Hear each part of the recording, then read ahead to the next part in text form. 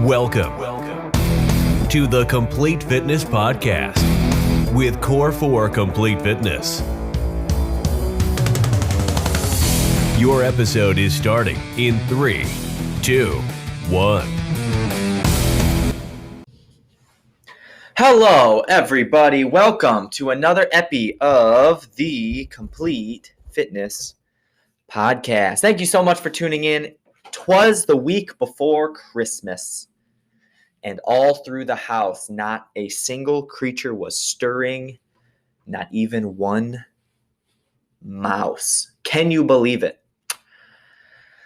Oh, that reminds me. Growing up, we would go over to my Nana and Bobo's, and we would all go in the basement. And at some point, Santa was going to come. We were all great, a big bunch of grandchildren. I always forget the number because it was a ton. And we would go over to Nana and Bobo's at Christmas Eve, and we'd have pierogies. I don't know, all those little sentimental, traditional things. I love those things. I am a feeling guy. I'm an empath. I want the vibes. It's a feeling. I walked home. I did not walk home. It's 30 degrees outside. I went home last night, a couple nights ago, and this was actually like a week ago. Candace had this Christmas candle burning, and the tree was on. It was freezing outside. I took the trash out when I got home, walked inside. Boom, overwhelmed with this Christmas feeling. There's a Christmas movie on, the light, and I'm like, this is it. You need this feeling. I wasn't watching the movie. I wasn't standing and smelling the candle. I wasn't doing any of the things that were on in the house. She was actively cooking dinner. I had nothing to do with any of it, yet that was important. It's like with Thanksgiving, there's got to be the football game on. Whether you're watching it or not, it's got to be on. Why does it have to be on? Why is it so important? It's a vibe thing. It's a feeling thing. You got to get the music, Christmas music. You got to have Christmas music on. You gotta.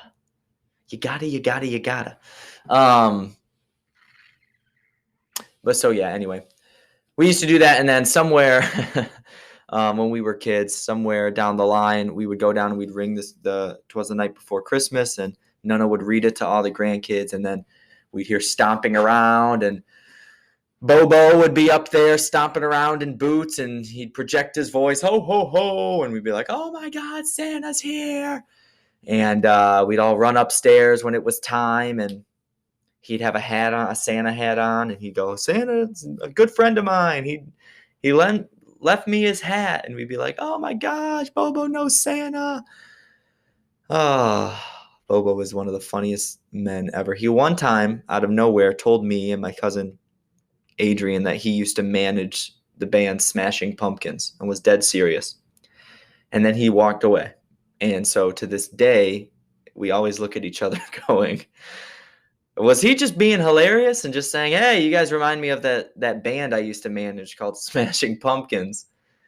Or is somewhere down the line, how does he know who the Smashing Pumpkins are? Funny man. Very, very funny man. Anyway, so he had this whole thing about how him and Santa were like this, and then we would go up there, and Santa did this special house call to Frank Adams' house every single time, and and then you grow up, and at some point those traditions end, and it's kind of sad to think about. But what quickly changes it is, at least for me, just knowing my role has switched, because watching Rowan get excited and feeling, and he's experiencing all these things. When it's cold and snowy outside, there's lights on, there's a Christmas tree inside, there's candles burning that smell like pine or whatever, Christmas smells. And that whole thing builds this nostalgia. And maybe he's going to be like me and need those feelings, needs the vibes to be right, needs the game to be on, needs cooking going on, needs music going on, needs a movie that you're not even watching on. But just because that is the night, that is what's happening, that is the feel of the house and the space. And I can't wait to do that for him. It changes the whole feel of Christmas. Of course, I would love to go back to when I was 10 and we were all in Nana's basement and playing around. We'd play mini sticks and we'd break ornaments and we'd hide them behind the couch and we'd do everything else. We would just be little kids and we'd eat cookies and just go crazy. And then the gifts would come, and then we'd play for an hour, and then we'd all get in pajamas that they probably bought us all matching pajamas, and we'd all fall asleep on the drive home. And then it was Christmas morning the next morning. It was just peak of childhood. And yeah, of course, I would love to do that one time, but equally as excited to create and build those traditions with my family going forward and my little boy. And if there's another kid in the future, another one, and all of my nieces and nephews now, it's super fun. It's super exciting. And I got the bug. I got the Christmas bug again. I'm all about those vibes. I'm all about that feeling. I want to and this is crazy because I absolutely loathe a mall, but I just want to be in a mall around Christmas time and do a bunch of Christmas shopping. It's crazy because I actually hate malls. Hate being in a mall. Not too many people. Don't love a crowd. Not my cup of tea at all. But if it was 6 o'clock at night, Rowan was with a babysitter and me and Chan were just bopping around a mall doing the last minute Christmas shopping, that'd be so fun. It's a feeling, because that's why it's a feeling, because it trumps what you're actually doing, because it's the feeling of it's dark outside, maybe it's snowing, but there's Christmas music on. Oh, the weather outside is frightful. And it's probably stressed because there's so many people not even caring what we're buying. We're just we got to knock off everybody. What does this person need? Whatever. Get them those fuzzy socks. They're great. Okay. Everyone's been there. Everyone's done that. Yet when you look back at it, it's such a good feeling. And that's important. That's important, in my opinion. Kind of keeps us rolling. So that was my tangent that got way off base, as we naturally do. But I do think it is important because I want to talk a lot about purpose, and we lose track of our purpose. And I've talked about this before, but purpose is kind of a weird word because you wake up and you go, oh, what's my purpose? And it's blah, blah, blah, blah, blah. And every human has a purpose. Some people struggle and don't feel they do, or this or that, or this or that.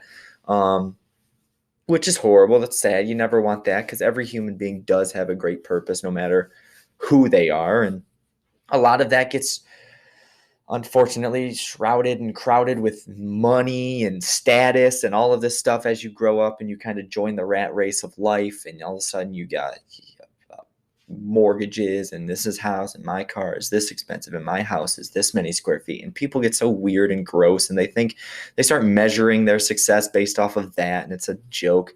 That all changes, at least once you have, I don't know, when I had Rowan, that all of that stuff went out the window. Any type of comparison I have to friends, family, other people, could not care less. No one's got more than me. That's the way I feel now. So I think a lot of people feel that way too.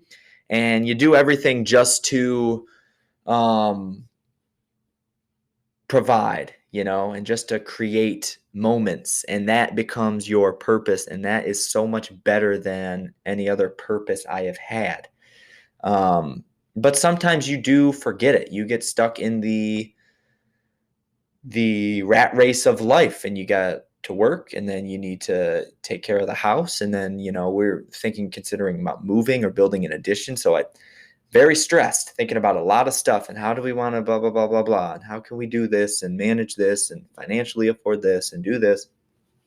And so it is stressful, and you kind of it's very easy to start almost going backwards and thinking about you and going, man, I really haven't had some time off. I really would like to just do what I would like to do for a day and not have to do all these things. And it kind of is this gray area of, your purpose in being dad, or being the husband, or being gym manager, or being friend, or any of these roles that we all have in life. And you want to just be able to tune everything out and just be okay, I want to sit here and watch a football game, or just have your moment. And so when that happens, though, we lose that sense of purpose. And when we combine too many days and string too much of that together, that purpose is huge for feeling good and feeling worth in any facet. So I kind of had this, as I always do, always with these podcasts, I take something super small and insignificant and think about it till it grows to this big, profound thing in my head. And then I regurgitate it out on this podcast, but I do think it is important. My family has been sick for the last, 10 days. Rowan was sick. I felt weird. I did not get too bent out of shape. Squeaky chair. I did not get too bent out of shape. I wasn't that bad. I was just kind of tired. I still don't really know if I was sick or if it was just kind of one of those weeks. But anyway, then Rowan started feeling bad and Rowan was sick and then Rowan wasn't sleeping well. So the whole house wasn't sleeping well whether it was his naps throughout the afternoon, he wouldn't sleep, which is brutal because you kind of like need that little time to get everything else done or have some time for yourself to eat or take a nap if you're up at 4 a.m. or whatever it is. And then at night, of course, being up 3 or 4 times, he had this cough and it would wake him up. And then you could just tell he was uncomfortable. And then he was just like whining and moaning, but he was asleep still. Super confusing. Anyway, long story short, for about a week there, he didn't really sleep well. And then recently, the last 3 or 4 days, Candace has been sick. And she said it's the worst she's felt since she can remember in her adult life. So she is not doing well because she's not really a whiner or complainer when it comes to stuff like that. So she's battling through, but it's kind of one of those things where it's just like, okay, I need to just,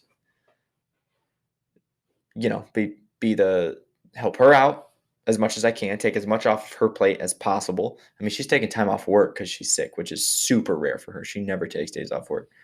And then, of course, be a dad mode when he's sick or not. And then if he needs something, I should be doing everything so she doesn't have to do it. It's kind of whatever. But in doing this, I've found this weird amount of energy. I found this weird, crazy amount of energy because just last week, I was this tired kind of blob more so because I was sick or I don't know, maybe I was just not feeling the best. And I'm not saying I was a lazy slug and didn't do anything. I still did, checked my boxes, did what I needed to do, helped out as much as I wanted to or needed to. But, this week, the last 3-4 days, that purpose has really energized me. I feel very much motivated to, okay, we got to do this and we got to do that and we got to do this and we got to do that. And it's this weird kind of opposite where you think, okay, the more you do, the more tired you're going to be. And it's the opposite.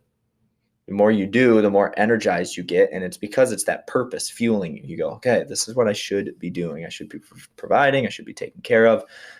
This is my role now, right? I'm not the 10-year-old who's waiting, listening to 'Twas the Night Before Christmas and hearing these. I'm the guy who makes that, right? I'm the guy who stomps around and says he's friends with Santa Claus and says he managed the Smashing Pumpkins. That's me now. And so it's fun. I found, it's this purpose and it's this igniter. And then all of a sudden you have this purpose to live. It's not hard to do stuff. And that was kind of just this small example. I think a lot of us get stuck in the ruts, especially a lot. And this is why weather and surrounding situations have so much to do with it, because we stay in. We don't want any type of discomfort. We want to be in our bubble. And it spirals. You get into these states where everything seems hard. If doing the dishes seems hard, you're in this space and it's nobody's fault. It's just that you've gotten in that comfort for too long. And you need to remember that once you start doing things and being productive and having your purpose and helping and serving and doing whatever you need to do, the energy sparks. You find a way to do it. You always can find more room. In the gym world, we always say there's always room for one more rep. No matter how tired you are, you could find one more. And a lot of it comes from this. And I found that this weirdly has energized me. It's almost like it kind of brought me back to be like, okay, this is what you do. And no matter how tired or whatever we may feel and how hard and how stressful the holiday season may be. And, statistically, it's the saddest time of the year, which is horrible.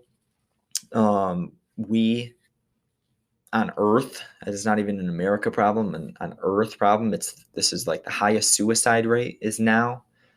I think it's December, January are the two high. It's just it's an emotional tough time for 1,000,001 reasons for a lot of us. And so I think it's this compounding effect of getting into these ruts of losing your purpose and all of a sudden being, losing your self-worth. And it's a shame. But the truth is you need this catalyst. You do need to do, you need to stay active and do. And I don't mean like, oh, you got to go to the gym and that won't happen. I'm not trying to say that's a horrible mindset or way to think, but it does energize and it does give you that wind under your wings when you need it for simple stuff to like, yeah, when you get home, you got to put the dishes away. It doesn't seem daunting. We've all felt that daunting feeling. And I don't think a lot of us admit it enough because it's viewed as just laziness. Like, oh, you can't carry your weight. You can't take the trash out. It gets this laziness cover. But a lot of it's emotional or emotionally, like you feel like, well, what's the point? I'll just do it when I feel like it. Who cares? And it's trivial. It's small tasks. Who cares about this? Who cares about the things? But point is, they're actually weirdly, give us purpose. We need to do tasks. We need to do things. And I've said this a million times. We need to do things and we need to accomplish things. It's kind of like how we're hardwired. We people need to put a pin up, knock it down. Put a pin up, knock it down. Tall or small. An 8-hour workday, a 40-hour work week, or taking the trash out. We need to complete. And the longer we stay away from it, the more we want to stay away from it. And the more it's almost like our brain allows us to go, oh, I don't have to be doing these things. And subconsciously we start losing our self-worth and our purpose. And it's dangerous. It gets scary. So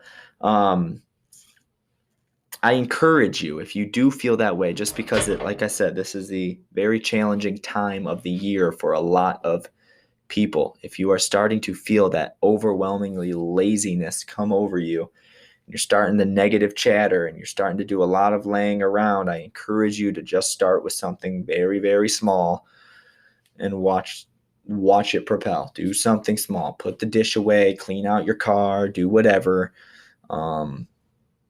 And allow that purpose and that worth to creep up, because at some point we do got to take responsibilities for ourselves and do something. You can't just rely on a best friend or a spouse or a kid or a parent to just walk up to you and be like, hey, I love you. You have a lot of worth and you don't have to do a thing today and it's okay. You still did everything you need to do. Obviously, that's great. We'd love that, but that doesn't happen. That's not what happens. So if you do need that, consider that. It's enough. What you are doing is enough. But to feel better immediately, I encourage you to find the simplest task you can and do it, and let that turn into two simple tasks and a medium task, and reignite that purpose. Find it. It's bigger than, your job. It's bigger than your house being clean. It's bigger than it's whatever. We all have such a deep, profound meaning and purpose. And weirdly enough, the small, little, trivial, objective things in life can get us there and get us feeling good, which is everything. It doesn't matter how rich you are if you're not happy, or it doesn't matter how clean your house is if you're not happy, So that's the fuel, that's the currency we all need, and productivity is huge for our happiness. And so, productivity doesn't just mean that job. All right. Before I ruin this podcast, I think I got what I wanted to get out to some extent. I wanted to keep it shorter just because it is Christmas mode, baby. I thank you so much for listening. If you have been listening, if you do subscribe, I appreciate it. If you don't subscribe, you are dead to me. No, I'm just kidding, of course. But please do. It would help us go a long way. Core 4 supplements, can always check them out. Get your supplemental needs. If you are a gym member at Core 4 Complete Fitness, Wixom, or Milford, we have gift cards. We are giving away a month. It's $150 worth of fitness and gym access for $25. It's a little gift card. You buy it for $25. You give it to somebody else. They come in, they work out for an entire month, unlimited classes, as much as they might possibly want, for $25. Super sweet gift. And they can do it up until like March. So they have a couple times. They're not obligated to get right in here. Although January. That's it, guys. Thank you so much for tuning in, and we will see you next year. No, I'm just kidding. We'll see you once more, and then it'll be the new year. Don't ever do that joke. Bye-bye.